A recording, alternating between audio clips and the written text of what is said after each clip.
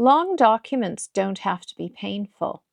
If you're manually formatting headings, scrolling to find sections, or rebuilding your table of contents every time something changes, you're missing some powerful built-in tools. Let me show you how to fix that.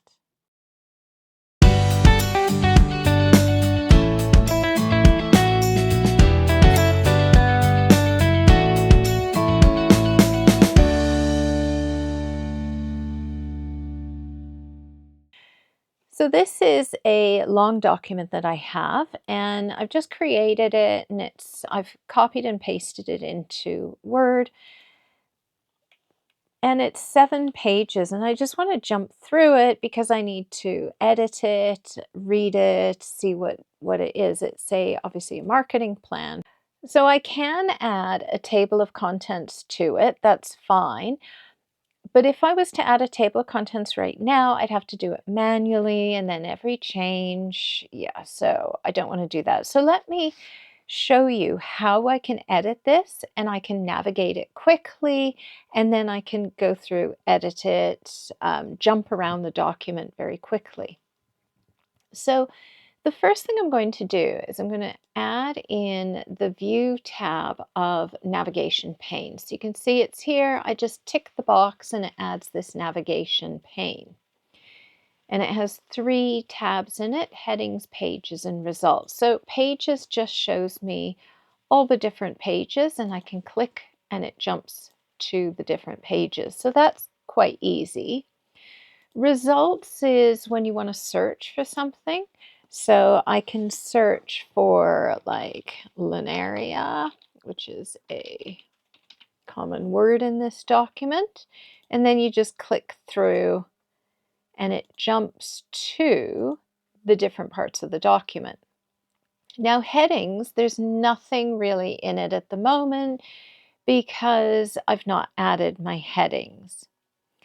So let me format this, and then you'll see that the headings will populate and it'll be really easy to navigate. So to do that, I use something called Styles, and that's on the Home tab. And it's this gallery here in Styles. You can see if I click on the drop down,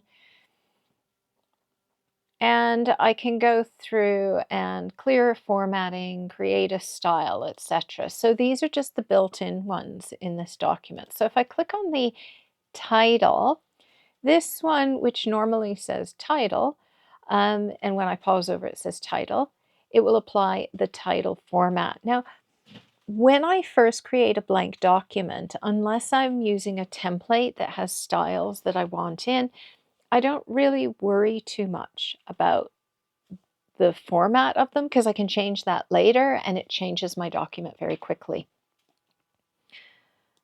Okay, so in this one, I'm going to say that's heading. In this case, it's like a heading 1.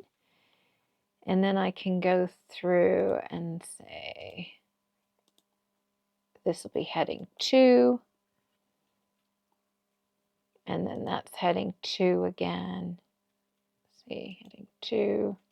According to shortcuts, you can use Control-Alt-1. I'm more of a mouse person, so I'm just going to use the mouse and add in. So every time it's the second level, I'm just using heading 2.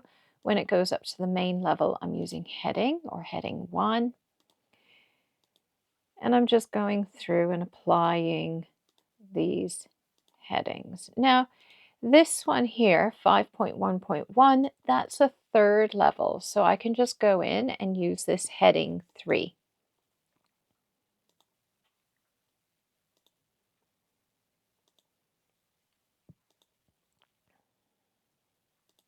Okay, back to heading 1.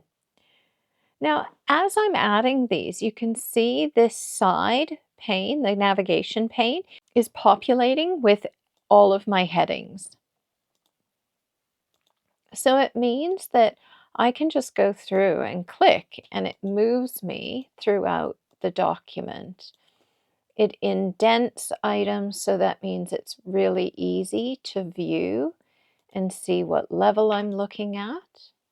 If on the same page you have a couple of lines of text that you want to apply the same format to, now double click selects a word, triple click selects a whole paragraph, and if you hold Control key, you can select non-adjacent or text that's not together.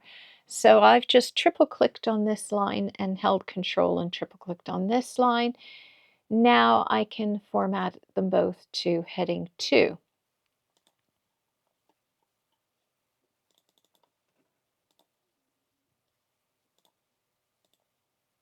I don't have to select the whole paragraph because these are paragraph styles.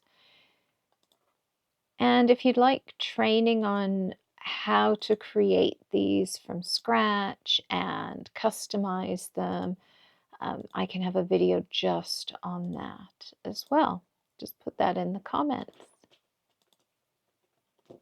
There we go. So now I have a nice formatted document. I might not really think the formatting's great, but that's okay. I can change that very quickly. If I just resize this, you can see a couple pages. Here we go. And what I can do is go into the Design tab. Now, there are some formats in the document formatting gallery here. And I can click on the drop down and I can choose to change. Choosing these. Or if I like the way that it's, the font size and that, but I just don't like the colors, in the colors drop down, you can go through and choose different options here.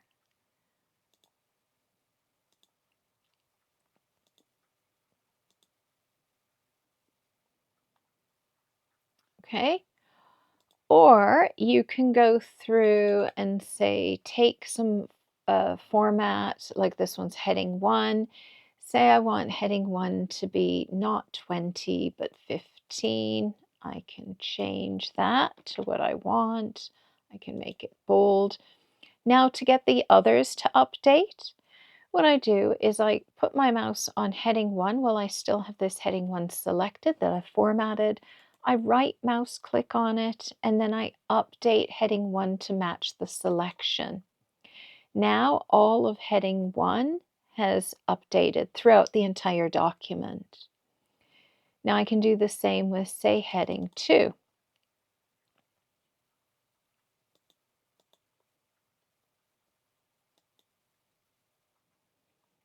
And again, right mouse click, update, and the whole document is changed. Then I just have to find my heading 3 and do the same.